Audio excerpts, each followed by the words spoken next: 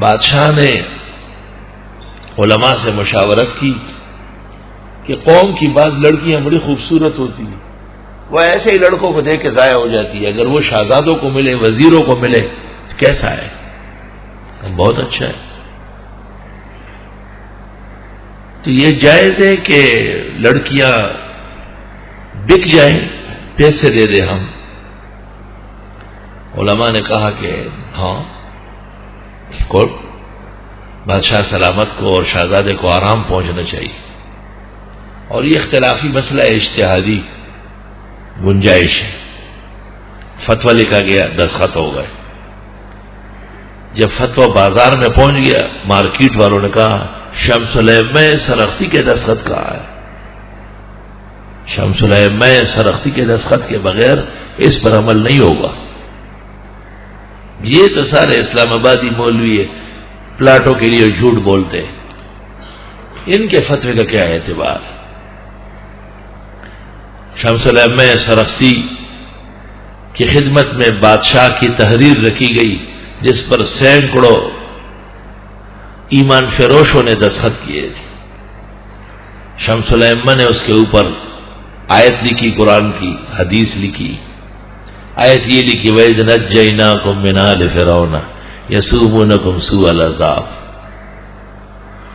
اور وہ مقولہ مشہور لکھا الانسان لا یباع ولا یشترى، اور وہ حدیث لکھی جس میں جس نے انسان کی خرید و فروخت کی جنت کی خوشبو اس پر حرام ہے، اور نیچے لکھا یہ فتویٰ غلط ہے اور ایسا کہنے والے اللہ کی نافرمانی کے مرتکب ہے۔ بادشاہ کو بہت غصہ آیا، اس نے حکم دے دیا کہ شمس العلم کو سزا دے دو، قید کر لو، کنویں میں ڈالو۔ سزائے چاہ جسے فارسیان کہتے ہیں، سزائے چاہ کا معنی یہ نہیں کہ اس کی چائے بند کر دی یا اس کو کہا کہ بس چلو چائے پی سکتے ہو، کھانا نہیں کھا سکتے۔ چاہ کہتے کنویں کو۔ اگر بینم کے نہ بینا ہو چاہت، اگر خاموش بے نشینم گناہ است۔ شاگرد روزانہ خیریت معلوم کرنے آتے تھے اور کھانا پینا ایک ڈول میں ڈال کے نیچے اتارتے تھے، تو حضرت نے نیچے سے فرمایا کاغذ و قلم بھی بھیجو، میرے ذمہ امام محمد کی کتاب مبسوط کی شرح لکھنا تھا، موقع ملتا نہیں تھا، اب یہاں ایسے ہی بیٹھا ہوا ہوں نیچے کنویں میں، کوئی کتاب نہیں۔ شمس العلم سرخسی، المتوفى 434 ہجری۔ ہدایہ اور بدائی سب شمس العلم سے لیے گئے اور کوئی چیز نہیں۔ کہیں کوئی عبارت ناقصی کی ہے۔ جس وقت 30 جلدیں مکمل ہو گئی مبسوط کی، مبسوط شرح ہے محمد کی مبسوط کی، اس کے اخیر میں شمس العلم لکھتے ہیں لعل اللہ ان یتقبل ھذا ویجعلہ نجاتا لی من صعائب و شدائب الدنیا والآخرہ، شاید اللہ تعالیٰ میرا یہ عمل قبول کر لے اور میری تکلیفوں کو کم کرنے کا سبب بنائے دنیا و آخرت میں۔ بادشاہ وقت کو ایک مسئلہ درپیش ہوا، شاہی خاندان میں کوئی واقعہ ہوا، علماء سے حل تلاش کیا، علماء نے معذرت کر لی، تو بادشاہ نے کہا علاج کیا ہے؟ کہ شمس العلم سے پوچھنا پڑے۔ کوئی مسئلہ انسانوں کو ایسا پیش نہیں آ سکتا جس کا حل شمس العلم نہ بتائے، وہ فقید ہے زمانے کے۔ بادشاہ بما وزیروں کے کنویں کے کنارے آیا اور مولانا سے کہا، حضرت شیخ سے، کہ ہم معافی مانتے ہیں اور اس تکلیف پر ہم معذرت کرتے ہیں، آپ تشریف لائے۔ جو زندہ تابندہ باہر گھوم رہے تھے وہ کام نہیں کر سکتے، اور جو کنویں کے اندھیروں میں ہیں وہ 30 جلدیں لکھ رہے ہیں۔ فرعون اس نے خواب دیکھا اور اس خواب کی تعبیر نجومیوں نے اور کاہنوں نے دی کہ بنی اسرائیل میں ایک بچہ پیدا ہونے والا ہے اور وہ بڑا ہو کر آپ کی حکومت ختم کر دے گا۔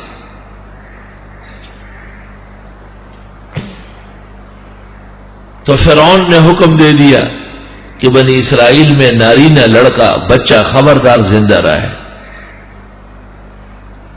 سب کو مار ڈال۔ اس دوران لڑکیوں کو چھوڑتے تھے کہ لڑکیوں سے تو کام نہیں بنے گا۔ کشمیر میں بنین کے مدرسے ختم ہو کے بنات کے چل رہے۔ میں نے کشمیر کے مدرسوں میں کہا کہ اگر یہ ساری عورتیں دارالعلوم اور مدرسے قائم کریں تو مجھے یہ بتاؤ امامت کون کرے گا، جمعہ و عید کون پڑھائے گا اور جنازہ کون پڑھائے گا؟ یہ کون کرے گا؟ وہ کہتے ہیں جی شہروں میں بڑی سہولتیں ہیں، بنون وہیں چلے جاتے ہیں، بنات جا نہیں سکتی، ان کا عذر ہے تو اس لیے ہم ان کو پڑھاتے ہیں۔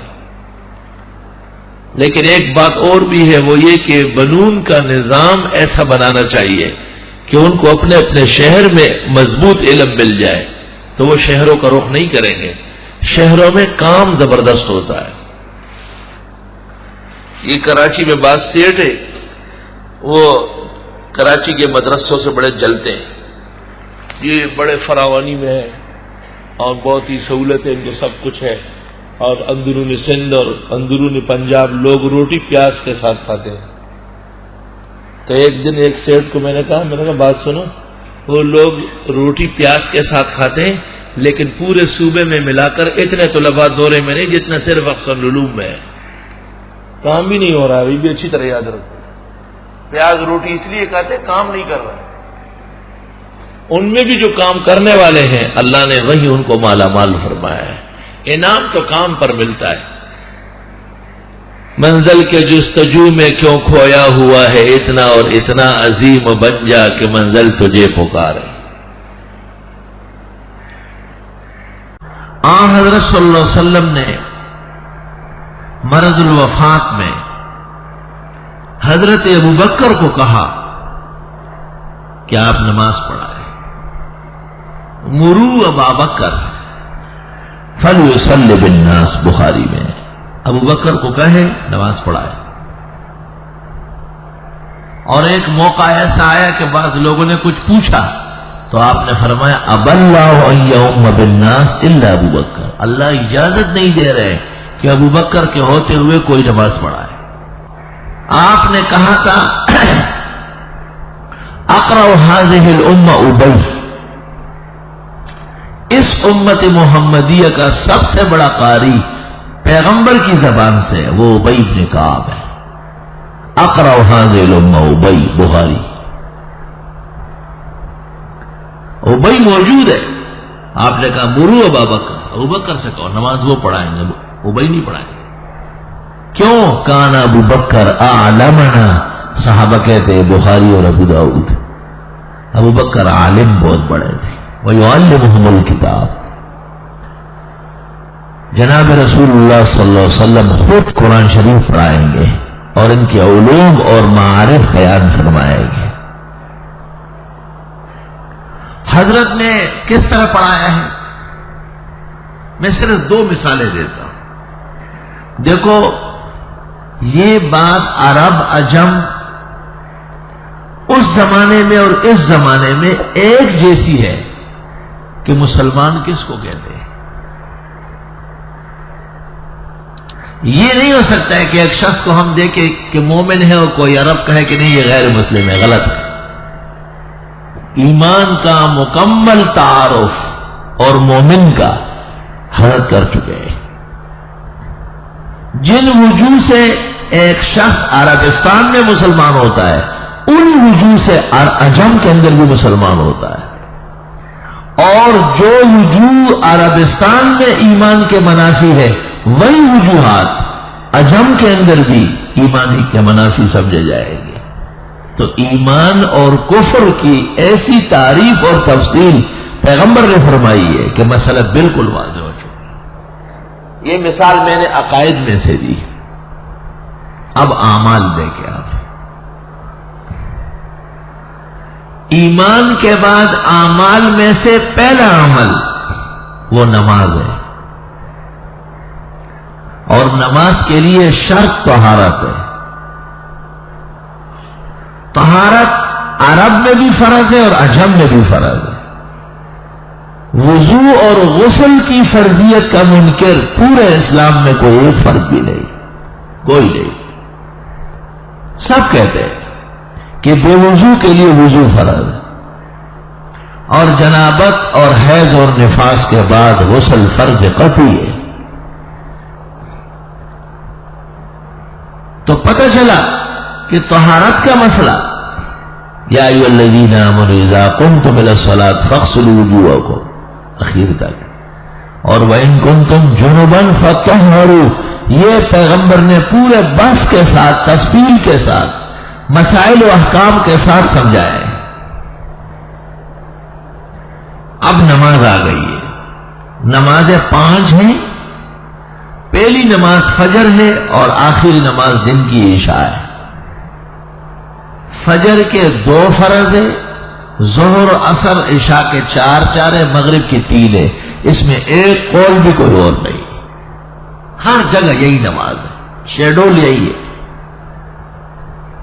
تو پتہ چل گیا کہ اقیموا الصلاۃ، نماز کی فرضیت، نماز کے اوقات، نماز کی رکعات، یہ پوری کی پوری جناب رسول اللہ صلی اللہ علیہ وسلم سمجھا چکے ہیں. کیونکہ نماز قرآن کا جز ہے اور 500 مقامات پر اشارتاً، اصالتاً، تفصیلاً، تضمناً نماز کا ذکر ہے. اقیم الصلاۃ، نماز قائم کرو. اقیم الصلاۃ. پھر نماز کب شروع ہوتی ہے، کب ختم ہوتی ہے، نماز کے لیے وقت کب ہے اور کب سے کب تک ہے، اور کس حصے میں پڑھنا ہے کس میں نہیں، یہ تفصیل ہے. اس تفصیل میں اگر فروق ہوگی تو وہ اسلام کی جامعیت کی دلیل ہے. نفس فرضیت صلاۃ اور نفس صلاۃ وَيُعَلِّمُهُمُ الْكِتَابَ، جناب نبی کریم صلی اللہ علیہ وسلم نے اسے بیان فرمایا ہے اور پڑھایا ہے، اور آج تک ہم اور آپ برابر اسے سمجھ چکے ہیں اور اس پر پورا ایمان رکھتے ہیں. اسی طرح زکوٰۃ کا مسئلہ، صوم کا مسئلہ، حج کا مسئلہ، بیوع کے مسائل، جہاد اور غزوات کے مسائل، صلح اور حروب کے مسائل، جس زندگی کے جس حصے سے قرآن نے کوئی سروکار رکھا ہے، پیغمبرانہ تفسیر اس میں موجود ہے، پوری رہنمائی بکمال موجود. وَيُعَلِّمُهُمُ الْكِتَابَ، حضرت صلی اللہ علیہ وسلم ہی قرآن کریم سمجھاتے تھے.